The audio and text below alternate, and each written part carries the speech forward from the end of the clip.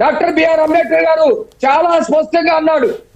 దళితుల గురించి మాట్లాడుతూ ఆయన అన్నాడు, అగ్రవర్ణాల్లో ఉన్నటువంటి వాళ్ళు కొంతమంది దోపిడీ కులాలు ఉన్నారు, అట్లాగే దళితుల్లో ఉన్నటువంటి వాళ్ళు కూడా దోపిడీ తత్వాన్ని ఏర్పరచుకొని, బానిస తత్వాన్ని ఏర్పాటు చేసుకొని అగ్రవర్ణాలకి తొత్తులుగా పనిచేస్తా ఉన్నారు. వాళ్ళని నేను దళితులు అనను. దోపిడీ తత్వం కలిగినటువంటి వాళ్ళందరూ కూడా అగ్రవర్ణ భావాచారం కలిగినటువంటి వాళ్ళే అన్నారు.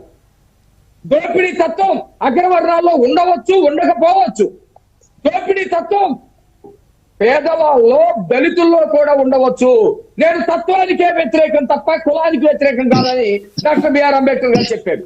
ఈ రోజు నేను చెప్తా ఉన్నా, బ్రాహ్మణ కులంలో పుట్టినటువంటి శంకరన్ గారు, ఆయన మా దృష్టిలో దళితుడు, మా దృష్టిలో దళిత పోరాట యోధుడు, మా దృష్టిలో ఆయనకి దోపిడీ తత్వం లేదు.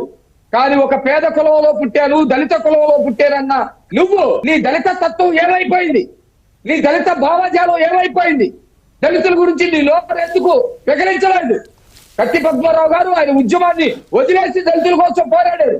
మేము చాలా గొప్పగా కీర్తిస్తాం. కృష్ణమారి గారు విప్లవ ఉద్యమాన్ని వదిలేసి ఒక సామాజిక ఉద్యమాన్ని నడుపుతున్నాడు, గొప్పగా గుర్తిస్తాం.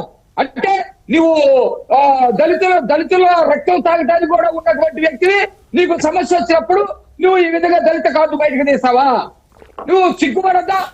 ఆంధ్రప్రదేశ్ లో 2019 నుంచి 2024 వరకు దళితులకు చీకటి రోజులు, దళిత చట్టాలు మొత్తం నిర్వీర్యమైనటువంటి రోజులు, దళితుల్ని నడి రోడ్డు మీద భారభాగాలు చేసినటువంటి రోజులు, దళితులకు చట్టాలు మొత్తం లేకుండా చేసినటువంటి రోజులు. కాబట్టి సునీల్ కానివ్వండి, ఆంజనేయులు గారు కానివ్వండి, వాళ్ళందరూ నా దృష్టిలో ఉద్యోగస్తులుగా చూస్తాం. దళితుడిగా పివి సునీల్ చూడాల్సినటువంటి పని లేదు.